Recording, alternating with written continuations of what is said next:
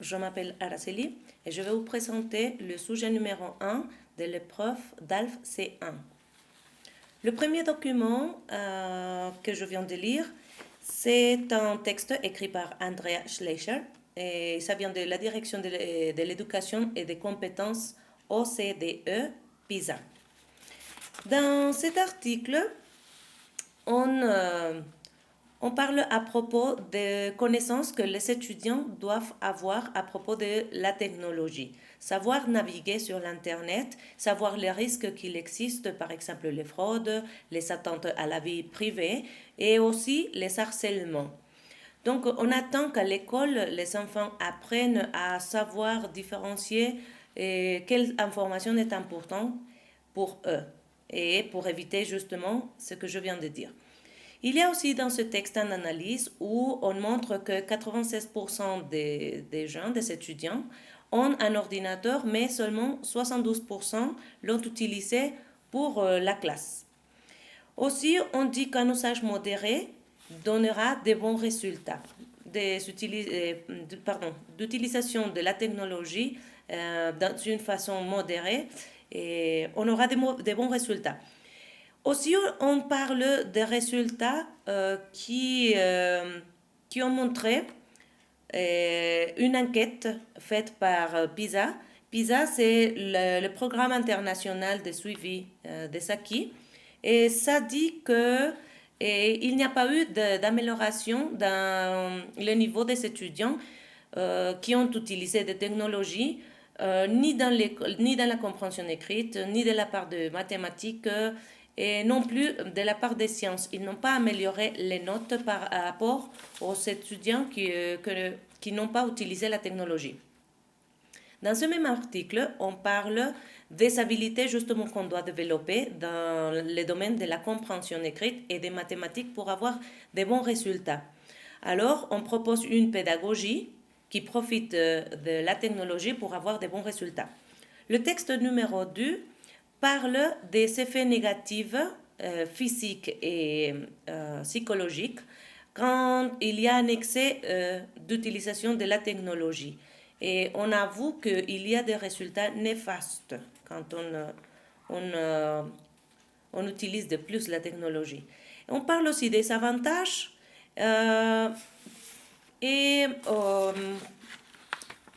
on a fait aussi des études où les résultats montrent que l'utilisation en excès n'est pas bon. Aussi, on parle à propos des impacts positifs et négatifs de l'utilisation de ces technologies. Et on dit que si on n'utilise plus la technologie, on développera, de moins les capacités cognitives et les capacités langagières. Finalement, on dit que c'est une contribution, les technologies, mais il faut régler l'utilisation. Bien, donc à partir de ces deux documents, je vous ferai une petite réflexion, toujours en parlant des technologies et de l'école. Et bon, pour commencer, je vais vous dire que l'utilisation des TIC, technologies d'information et de la communication dans l'enseignement est tout un défi pour la société et en particulier pour les enseignants, car il y a des avantages, mais aussi il y a des inconvénients avec cette utilisation. Commençons par dire que les enfants ne sont plus les mêmes qu'auparavant. Les enfants ont changé. Maintenant, à la maison, on a soit un ordinateur, une tablette, soit un téléphone portable. Donc, on a la technologie. Les enfants commencent à grandir avec la technologie à côté. Et les enfants n'ont pas peur de toucher, ils n'ont pas peur de naviguer. Et nous, en tant que des adultes, on a peut-être peur toujours de se tromper, d'effacer de l'information. Et on est plus peureux que les enfants.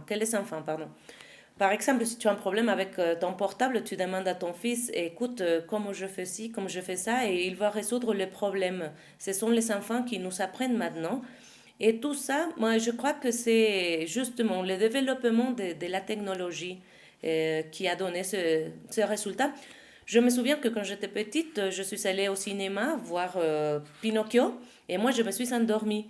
Et maintenant je comprends parce que je regarde les films euh, qui sont pour les enfants maintenant et tu vois comme ça bouge tout le temps. Il y a plein de couleurs, il y a plein d'images et donc les enfants grandissent dans ce rythme de vie, non? Un rythme très très très rapide. Bon, ça c'est concernant à la maison et la relation qu'on a avec la technologie. Mais qu'est-ce qui se passe à l'école? À l'école, on propose des classes où on utilise la technologie et on a découvert que ça c'est plus intéressant pour les étudiants, soit des enfants, soit des adolescents, des adultes. C'est plus attirant pour eux regarder soit une vidéo, soit une image, soit un article tiré sur l'internet. Et ça attire l'attention des élèves et ça promouvoit la participation plus active des étudiants. Mais il ne faut pas aller au excès. Moi, par exemple, dans ma classe, je suis enseignante, dans ma classe, quand on est en train d'apprendre les chiffres et les numéros, je demande à mes étudiants de sortir leur portable et je leur donne mon numéro de téléphone. Et le premier à taper et à pouvoir me téléphoner, c'est celui qui aura une participation.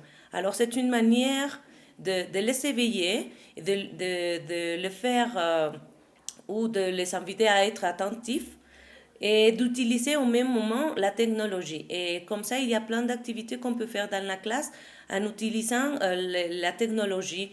On peut leur demander de s'enregistrer, d'enregistrer leur voix pour lire un petit texte ou un petit dialogue.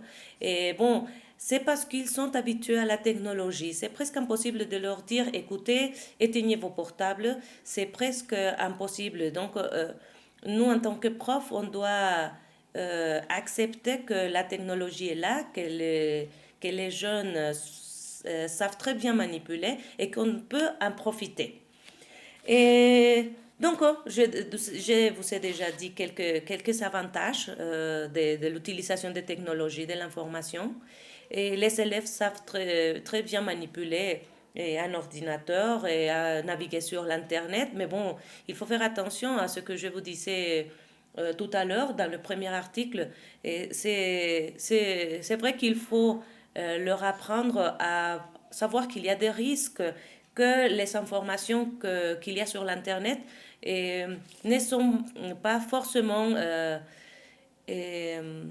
confiables, d'accord? Et on doit savoir distinguer quelles informations sont confiables. Eh bien, je vous dirais aussi que grâce à cette technologie, nous sommes là, connectés pour nous communiquer, pour évaluer nos expressions et tout ça. Et pour moi, ça a été intéressant euh, de, de savoir comment vous envoyer cette vidéo. Et moi, j'ai dû demander à mes filles, écoutez, dites-moi comment je fais pour partager ma vidéo. Et bon, ça c'est toute une expérience pour moi. Eh bien, revenons aux inconvénients de l'utilisation de la technologie dans la classe ou dans les classes en général. On dit que s'il y a plus de technologie, les enfants développeront moins les capacités cognitives et langagières.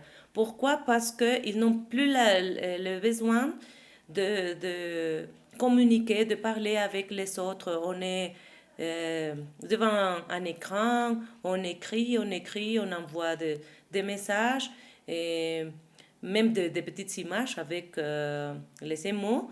Mais la communication effective face à face, je crois a diminué. Même dans la famille, quand on a un petit moment, peut-être de parler avec les enfants et tout ça, tout le monde a la technologie à la main et on coupe la communication. Donc ça, c'est un inconvénient. Et aussi, il faut parler de l'inactivité physique. Les enfants font de moins en moins d'activités physiques et ils passent trop de temps avec la technologie, ils passent trop de temps sur l'Internet. Et il faut dire aussi que parfois c'est parce qu'ils sont seuls à la maison et les parents travaillent et donc ils sont obligés à rester dans la maison. Et il n'y a personne qui s'occupe d'eux et pour le faire sortir au parc, faire une balade, aller faire du sport, aller au parc. Et ça devient un problème de société, moi je peux dire. Alors, pour conclure, je vous dirais que les technologies d'information et de communication sont des outils dont on doit profiter, on doit s'en servir et en tant que prof. Et par contre, bon, les excès dans n'importe quelle situation donnent des résultats pénibles. Alors, il faut trouver cet équilibre entre la pédagogie et entre l'utilisation de ces technologies pour avoir de bons résultats. Moi, je dirais qu'un bon usage vous donnera un bon résultat. Et voilà. Merci.